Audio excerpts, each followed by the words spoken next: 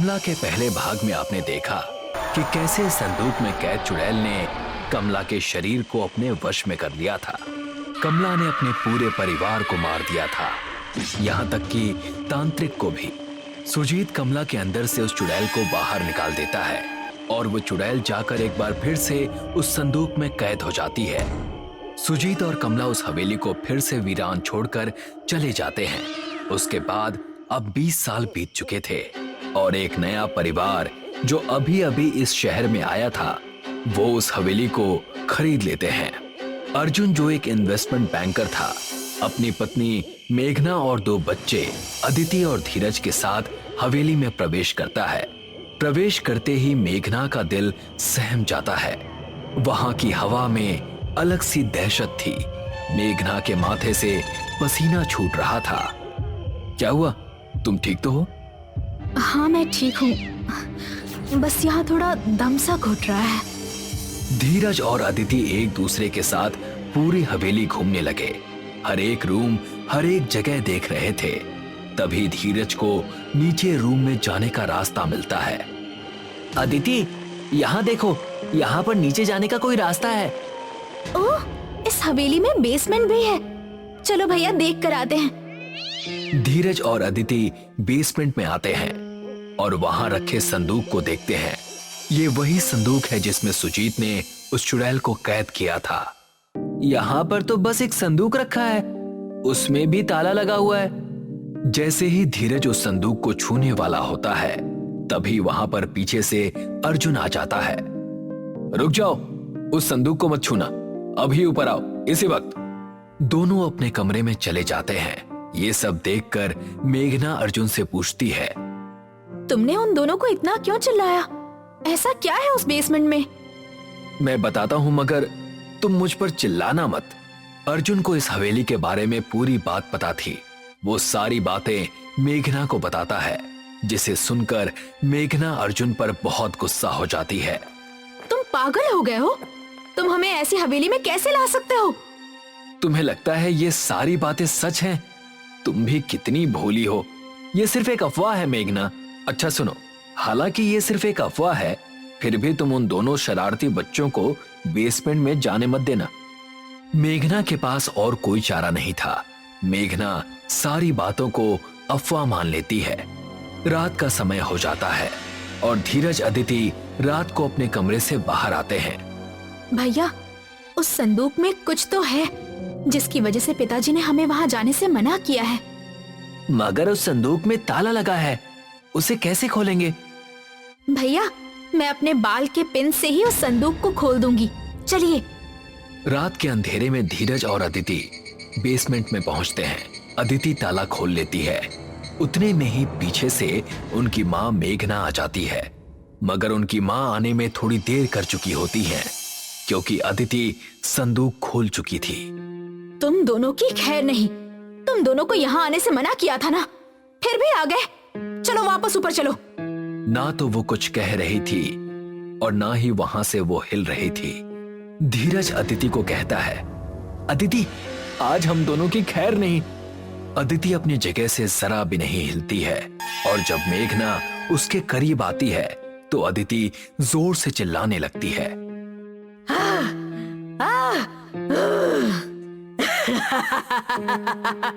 शरीर, नया शरीर। अदिति, धीरज, जाओ अपने पिता को उठाओ। धीरज वहां से जाने लगता है। अदिति का रूप कमला में बदल जाता है। अदिति अपनी माँ का सर पकड़ती है और उसे चीर देती है। अदिति नहीं, कमला। मेरा नाम कमला है। कितना अच्छा नाम है, कमला। कमला की चीख पूरे हवेली में गूंज रही थी। ये वो समय था जब अर्जुन को समझ में आ चुका था कि वो बातें अफवाह नहीं सच थीं, और वो समझ चुका था कि उसकी पत्नी अब नहीं रही। वो धीरज को लेकर हवेली से भाग जाता है। धीरज हवेली में 2 पैरानॉर्मल इन्वेस्टिगेटर्स को भेजता है, श्वेता और डिम्पी। मैंने ये कमला के बारे में सुना है डिम्पी। ये खतरनाक आत्मा है। मुझे ढूंढ रहे हो? अचानक कमला उनके पीछे आ जाती है। उनका दिल थम जाता है। कमला श्वेता का गला पकड़ लेती है।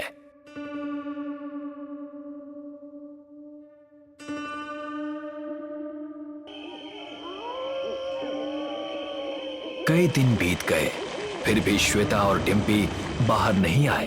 अर्जुन दूसरी ओर बर्फीले पहाड़ पर चढ़ने जा रहा था, जहां पर एक तांत्रिका रहती थी। अर्जुन को पहले से पता था कि वो दोनों पैरानॉर्मल इन्वेस्टिगेटर्स किसी काम नहीं आएंगे। पहाड़ पर एक तांत्रिका अपने ध्यान में लगी हुई थी। जैसे ही अर्जुन उस गुफा में जाता है, तांत्रिका अपनी आंखें खोल देती है। क्या मुझे नहीं पता तुम्हारी चिंता? सब पता है मुझे बालक, मगर दुष्ट तुम ही हो। पता होकर सब कुछ, फिर भी मौत के मुंह में अपने परिवार को ले गए। फिर भी मैं तुम्हारी मदद करूंगी। उस कमला ने मेरे बड़े भैया का गला काटा था, अब मेरी बारी है। मुझसे बहुत बड़ी गलती हो गई तांत्रिका जी, मेरी मदद कीजिए। मैं अपनी पत्नी को खो चुका हूँ, अपनी बेटी को नहीं खोना चाहता हूँ। ठीक है, मैं तुम्हारे साथ उस हवेली में चलूंगी, मगर तुम्हें अपने बेटे को भी साथ लाना होगा, क्योंकि परिवार देखकर शायद तुम्हारी बेटी अदिति कमला से लड़ जाए। ये कमला पिछली बार एक कमला नाम की ही औरत के अंदर आ गई थी, मगर तुम्हारी बच्ची की उम्र सिर्फ 18 साल है। हमें पूरे दम से उस कमला से लड़ना होगा। तांत्रिका अर्जुन के साथ जाने के लिए तैयार हो जाती है। तांत्रिका जैसे ही हवेली में प्रवेश करती है, कमला की आवाज हवेली में गूंजती है। या तांत्रिका। एक तांत्रिक को मैं पहले ही मार चुकी हूँ और यहाँ एक नई तांत्रिका आई है। जिस तांत्रिक को तुमने मारा था वो मेरे बड़े भाई थे। तुमने मेरे बड़े भैया को मारा था। कमला, मैं तुम्हें नहीं छोड़ूंगी, चाहे कुछ भी हो जाए। कोशिश करके देख लो तांत्रिका, तुम्हारा भी वही हश्र होगा। तांत्रिका सबको लेकर बेसमेंट की तरफ जाने लगती है। तभी उनके ऊपर मेघना की लाश गिरती है। मम्मी, नहीं, पापा, मम्मी चली गई मम्मी। सब मेरी वजह से हुआ है, सब कुछ मेरी वजह से हुआ है। बहुत बेरहमी से मारा है मेरी पत्नी को। मेघना। आप लोग अपने आप को संभालो। कमला आप दोनों को तोड़ना चाहती है। दोनों अपने होशो आवाज में रहो, वरना कमला कभी भी हमला कर सकती है। तभी कमला तांत्रिका पर हमला करती है। तांत्रिका अपने बस्ते से इंसान का राख निकालकर उसके ऊपर फेंकती है और वो तड़पने लगती है।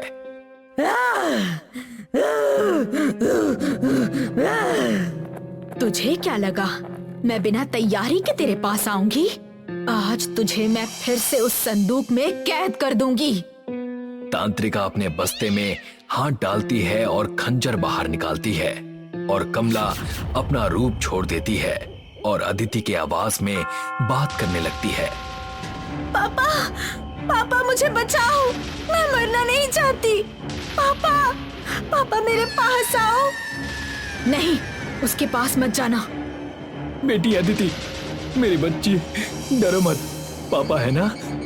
कमला फिर से अदिति के शरीर पर काबू कर लेती है और अर्जुन का गला काट देती है। पापा! तांत्रिका उस पर फिर से राख डालती है, मगर वो इस बार गायब हो जाती है। अर्जुन की मौके पर ही मौत हो जाती है।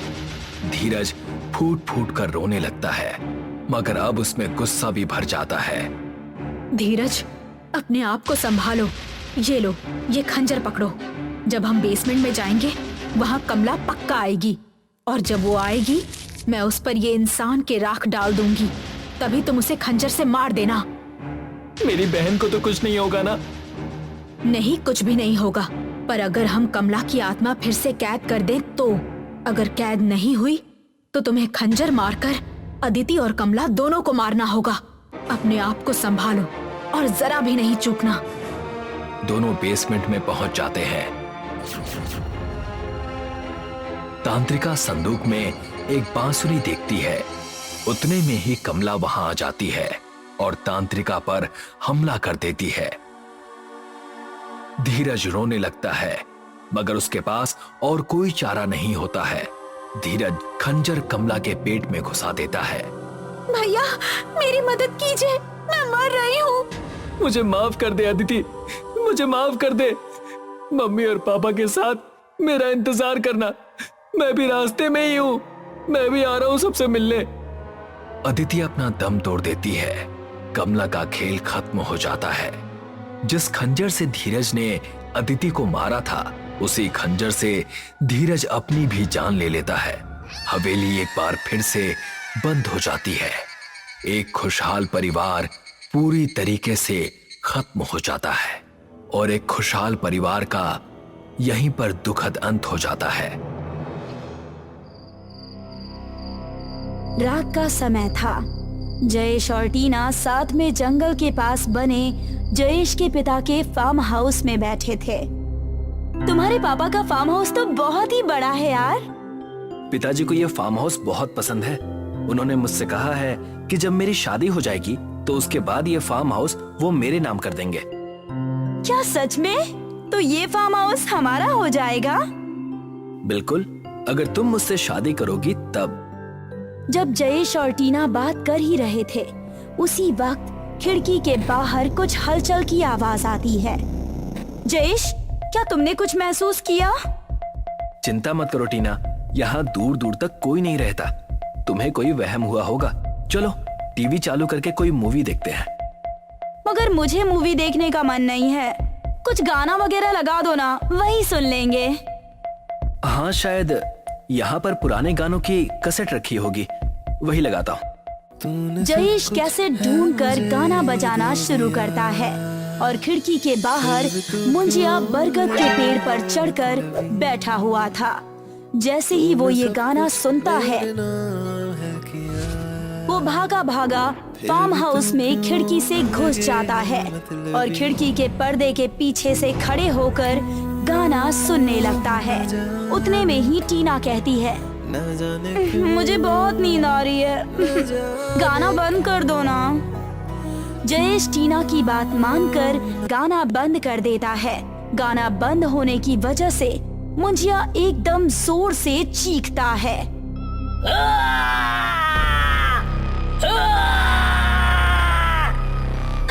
जयेश, जयेश भागो! उतने में ही मुंजिया उन पर हमला करके उन्हें मार देता है। मुंजिया उनकी पेट की अतड़ियां खा जाता है और उनका शरीर वहीं छोड़ देता है। जयेश और टीना जब फोन नहीं उठाते तो परेशान होकर जयेश के माता पिता उसे ढूंढने के लिए उस फार्म हाउस में आते हैं और उन्हें जयेश और टीना की लाश दिखाई देती है। ये कैसे हो सकता है? किसने तुम्हें मार दिया? मेरा इकलौता बेटा था। इस केस के लिए पुलिस कमिश्नर खुद फार्म हाउस आते हैं और जयेश के पिता से बात करते हैं। कुछ भी करो कमिश्नर साहब, मगर उस खूनी को ढूंढ निकालो। मैं आपकी पीड़ा समझ सकता हूँ, मगर ये पहली बार नहीं है कि कोई इस तरह से मारा गया हो। इसके पिछले महीने भी ऐसे 3 केसेस आ चुके हैं जिसमें लोगों की पेट से आतें गायब रहती हैं, मगर वो अब तक पकड़ा नहीं गया है और ना ही हमें पता है कि उस खूनी का इरादा क्या है। मगर एक बात हमने जंगल के पास रहने वाले लोगों से सुनी है। क्या कमिश्नर साहब, बताइए, आपने क्या सुना है? उन लोगों ने बताया है कि जंगल में कोई प्रेत रहता है जो गाने की धुन या फिर गाना सुनकर आकर्षित होता है। कुछ लोगों ने उसे अपनी आंखों से भी देखा है, जो कहते हैं कि वो एक बच्चे का प्रेत है। मुझे भी लगा ही था। जब मैंने अपने बेटे और उसकी गर्लफ्रेंड को उस हालत में देखा था, मैं समझ गया था कि किसी इंसान का काम नहीं है ये। जयेश के माता पिता दोनों ही ये तय करते हैं कि वो किसी तांत्रिक से मिलेंगे। दोनों मिलकर रात के अंधेरे में जंगल में उस तांत्रिक को ढूंढने के लिए निकल पड़ते हैं। थोड़ी देर बाद उन्हें एक तांत्रिक दिखाई देता है जो अपना यज्ञ कर रहा होता है। बाबा जी, सुनिए, मुझे आपकी मदद चाहिए। बताओ, ऐसी कौन सी मदद चाहिए जो तुम इतनी रात को इस घने जंगल में चले आए? इस जंगल के पास हमारा एक फार्म हाउस है जहाँ पर किसी प्रेत ने हमारे बेटे को बड़ी ही हैवानियत से मार दिया। इसीलिए हम आपकी मदद चाहते हैं, ये जानने में कि वो प्रेत कौन है और हम उसे कैसे रोक सकते हैं। तुम जिस प्रेत की बात कर रहे हो वो कोई ऐसा वैसा प्रेत नहीं है। उसके पास शैतान की दी हुई शक्तियां हैं। उस प्रेत का नाम मुंजिया है, जो कभी इंसान हुआ करता था। मुंजिया? ये बच्चे का प्रेत है? बाबा, इसके बारे में हमें और बताइए। हाँ बाबा जी, ये मुंजिया की कहानी क्या है और हम इसे कैसे रोक सकते हैं? ठीक है, तो ध्यान से सुनो ये कहानी। बहुत साल पुरानी कहानी है, जब एक पुरानी हवेली में एक माँ अपने बेटे मुन्ना के साथ रहा करती थी। मुन्ना के पिता का निधन मुन्ना के पैदा होने से पहले ही हो गया था। मुन्ना अपनी माँ जया से बहुत प्यार करता था और मुन्ना की माँ बहुत अमीर घराने से थी। मुन्ना, आ जाओ, खाना खा लो। खाना खाने का वक्त हो गया है। हाँ माँ, आया। बस थोड़ी ही देर में मेरा पजल खत्म होने वाला है। नहीं, अभी तुरंत नीचे आओ, नहीं तो खाना नहीं मिलेगा आज। समझ में आई मेरी बात? ओह माँ, रुक जाइए ना प्लीज। ठीक है, मैं भी देखती हूँ कि तुम कैसे नहीं आते हो। अभी तुम्हारा पसंदीदा गाना लगाती हूँ। जैसे ही जया वो गाना लगाती है, मुन्ना भागा भागा अपनी माँ के पास चला आता है। मुन्ना, अब अपना पजल छोड़कर कैसे आ गए? हाँ माँ, ये धुन आपने बनाई है, इसीलिए ये धुन मुझे और भी प्यारी है। ओह मुन्ना, काश तुम्हारे पिता आज यहाँ होते तो वो तुम्हें देखकर बहुत खुश होते। चलो जल्दी से खाना खा लो। एक दिन जया ऐसे ही मुन्ना को बुलाने के लिए गाना बजाती है और मुन्ना भागकर घर आने लगता है और अचानक से वो गाना रुक जाता है। जैसे ही मुन्ना घर में पहुंचता है, वो देखता है कि उसके चाचा और चाची वहां पर खड़े हैं और उसकी माँ जया जख्मी हालत में वहीं पर गिरी हुई है। आओ बेटा आओ, मैं तुम्हारा ही इंतजार कर रहा था। तुम्हारी माँ तो अभी दम तोड़ देगी और फिर हम तुम्हें मारेंगे और फिर ये घर और तुम्हारे पिता की छोड़ी हुई जायदाद हमारी हो जाएगी। माँ, छोड़ दीजिए मेरी माँ को, छोड़ दीजिए। जैसे ही मुन्ना के चाचा और चाची मुन्ना की तरफ बढ़ते हैं, जया उनका पैर पकड़ लेती है। भागो मुन्ना, भागो और पीछे मुड़कर मत देखना। छोड़ो, हमारा पैर छोड़ो। मुन्ना वहां से भाग जाता है, मगर जैसे ही मुन्ना जंगल की तरफ भागता है, उसके चाचा उसका पीछा करना छोड़ देते हैं। ये जंगल की तरफ भाग गया, ये वहां खुद ही मर जाएगा। मुन्ना जंगल में रो रो कर भाग जाता है। माँ, नहीं माँ, माँ, मैं इसका बदला जरूर लूंगा। जैसे मुन्ना जंगल के बीच में पहुंचता है, वहां पर एक बड़ा सा बरगद का पेड़ होता है और अचानक से एक शैतानी आवाज आती है। मुन्ना, मुन्ना, मैंने सब देखा मेरे बच्चे, किस तरह से उन्होंने तुम्हारी माँ की हत्या की। तुम्हारी माँ ने कभी किसी का बुरा नहीं किया था, मगर फिर भी इस दुनिया के लोगों ने उन्हें बेरहमी से मार दिया। क्या तुम इसका बदला नहीं लेना चाहते? मैं लेना चाहता हूँ। मैं चाहता हूँ कि ये दुनिया जल जाए जहाँ पर ऐसी दरिंदगी है, और मैं चाहता हूँ कि मैं इस दुनिया को जलाऊं। तुम अपना बदला ले सकते हो, मैं तुम्हारी मदद करूंगी अगर तुम अपने आप को मुझे सौंप दो। मैं तुम्हें इतनी शक्तियां दूंगी कि तुम अपना बदला ले सकोगे। बोलो, मुझे अपनी आत्मा सौंपोगे? हाँ, मैं सौंपूंगा अपनी आत्मा। मैं ऐसी दुनिया में नहीं रहना चाहता जहाँ पर मेरी माँ को बेरहमी से मार दिया गया हो। मुन्ना जैसे ही ये कहता है वो एक राक्षस में बदल जाता है। क्योंकि तुम अपनी माँ के कारण राक्षस बन रहे हो, इसीलिए आज से तुम्हारा नाम मुन्ना नहीं, तुम्हारा और तुम्हारी माँ का नाम साथ में। मुंजिया अपने घर लौट जाता है जहाँ उसकी माँ जमीन पर पड़ी होती है और उसके चाचा और चाची बड़ी ही खुशी से बात कर रहे होते हैं। और अचानक से घर की खिड़की से मुंजिया अंदर आ जाता है और उन्हें मौत के घाट उतार देता है। तब से लेकर आज तक जब भी कोई गाना बजता है तो मुंजिया वहां भागा चला जाता है, और अगर गाना रोक दे तो वो उन्हें मार देता है। क्योंकि उसकी माँ जया के समय भी उसके चाचा चाची ने गाना रोक दिया था। बाबा, आप ही हमें बताइए कि हम इसे कैसे रोके। हम नहीं चाहते कि जो हमारे बेटे के साथ हुआ आगे किसी और के साथ हो। मेरे पास एक खंजर है जो उस पर काम करेगा, और मेरे पास एक योजना है जिससे तुम उस मुंजिया को बुला सकते हो। तांत्रिक उन्हें खंजर देता है और योजना बताता है, और जयेश के माता पिता अपने फार्म हाउस में जाते हैं और मुन्ना की माँ जया जो गाना बजाया करती थी वो गाना बजाने लगते हैं। और थोड़ी ही देर में मुंजिया वहाँ पर आ जाता है।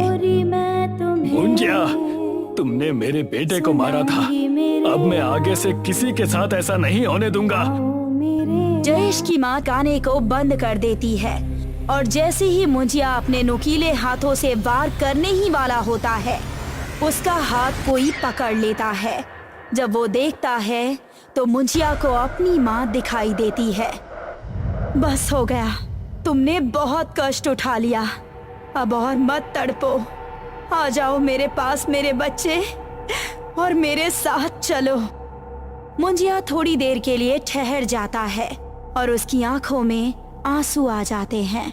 जयेश के पिता उस खंजर से उसके दिल पर वार करते हैं और मुंजिया भाव की तरह गायब हो जाता है।